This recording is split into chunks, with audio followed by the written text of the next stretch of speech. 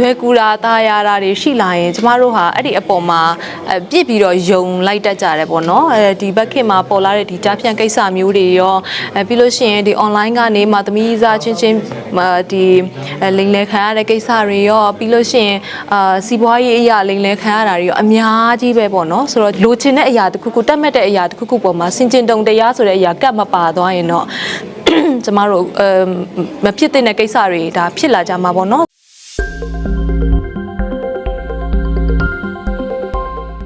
ဒီနေ့ခေတ်တွေမှာဆိုလို့ရှိရင်ကျမတို့ဒီလူမှုပတ်ဝန်းကျင်ကတအားရုန်းကန်ပြီးတော့ရှင်သန်ရတယ်ရုန်းကန်ပြီးရှင်သန်ရတဲ့အပေါ်မှာနည်းနည်းလေးလွယ်ကူတာတာယာတာတွေရှိလာရင်ကျမတို့ဟာအဲ့ဒီအပေါ်မှာပြစ်ပြီးတော့ယုံလိုက်တတ်ကြတယ်ပေါ့နော်ဒီဘက်ခေတ်မှာပေါ်လာတဲ့ဒီကြားဖြန့်ကိစ္စမျိုးတွေရောပြီးလို့ရှိရင်ဒီ online ကနေမှသမီးစားချင်းဒီလိမ်လည်ခံရတဲ့ကိစ္စတွေရောပြီးလို့ရှိရင်စီးပွားရေးအရာလိမ်လည်ခံရတာတွေရောအများကြီးပဲပေါ့နော်ဆိုတော့ကျမတို့လောဘတွေပေါ်မှာ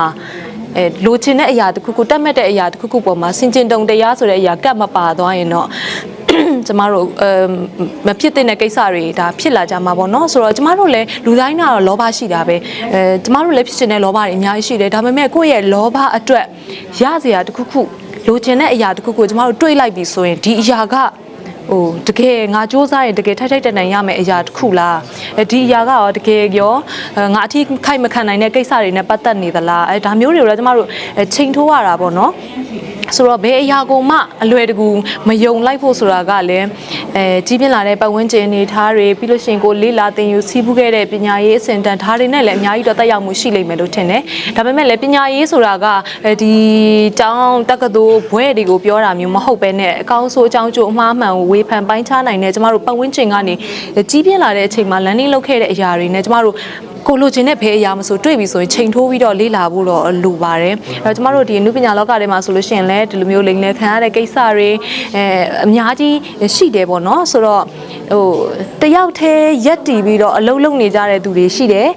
သို့မဟုတ်ဒါ agency လိုမျိုးเนาะ organization တွေနဲ့လက်တွဲပြီးလုပ်ကြတဲ့သူတွေရှိတယ်ပေါ့နော်အဲ့ဒါကြောင့်မလို့သူများနိုင်ငံတွေမှာဆိုလို့ရှိရင်ဒီ agency တွေက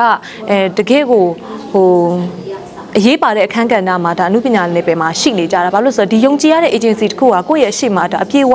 ကာကွယ်ပေးနေတာကိုရသိရထိုက်တဲ့ရပိုင်ခွင့်တွေလည်းသူတို့ဟာရအောင်ယူပေးလိမ့်မယ်ကိုယ့်ပေါ်မှာမလိုလားတဲ့အရာတွေမကြရောက်လာအောင်လည်းကာကွယ်ပေးလိမ့်မယ်ဒါဟာ agency တွေရဲ့လုပ်ရိုးလုပ်စဉ်ပေါ့နော်အဲ့တော့အဲ့ဒီအရာကိုတို့ကျမတို့မြန်မာပြည်မှာတော့နည်းနည်းအားနည်းနေသေးတာတော့အမှန်ပဲပေါ့နော်အဲ့တော့ agency တွေအနေနဲ့လည်းကိုယ့်ရဲ့ JD တွေကို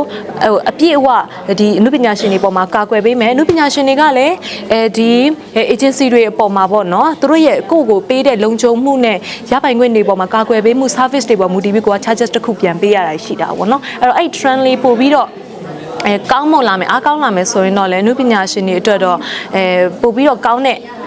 အခြေအနေတွေကိုကြုံတွေ့လာမှာပေါ့နော်ဆိုးတဲ့အရာတွေလည်းဖြစ်လာဖို့နည်းသွားမှာကျမတို့အမျိုးသမီးတွေအနေနဲ့ဆိုလို့ရှိရင်လည်းအများအပြည့်တော့အပြင်မှာအလုပ်လုပ်နေကြတဲ့အမျိုးသမီးတွေဒီနေ့ခေတ်မှာများလာပါပြီเนาะအဲ့တော့အိမ်ထဲမှာပဲလုံးဝနေကြတဲ့အမျိုးသမီးတွေအနေနဲ့လည်း